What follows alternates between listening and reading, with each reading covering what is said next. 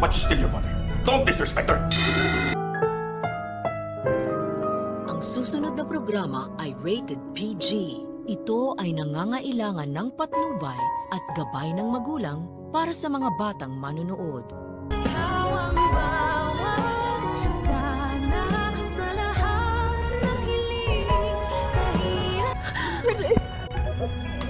Gumagawa na nga ng malupit na plano si Eric kung paano nila malulusutan ang kanilang pagpapabaksak sa Apex na walang makakahuli sa kanila kung paano nila ginagawa ito. Maisipan kasi ni Eric na kailangan nilang mag-ingat ng kanyang anak upang hindi sila mahalataan ni Giselle sa kanilang masamang pakay na paghihiganti nga dito. Sasamantalahin ni Eric ang pagkakataon na muli na namang binabastos ng kanyang anak na si Justin, ang kanyang ina na si Giselle. Dahil nang hinagis ni Justin ang binigay na bulaklak ng kanyang nanay, ay papagitna naman ito si Eric at sasabayin si Justin. Pakunwaring pagagalitan ni Eric si Justin at sasabihan niya ito na hindi porket galit siya sa kanyang nanay na si Giselle ay babastusin niya na ito. Kailangan niya pa rin daw irespeto ang kanyang ina dahil nga ito ang nagduwal sa kanya sa mundong ibabaw. Biglang-bigla naman si Justin dahil hindi nga inaakala na sasawayin siya ng kanyang ama. Pero eventually ay maunawaan din naman ni Justin ang ginagawang strategy ng kanyang amang si Eric upang hindi nga sila mapaghinalaan ni Giselle sa kanilang balak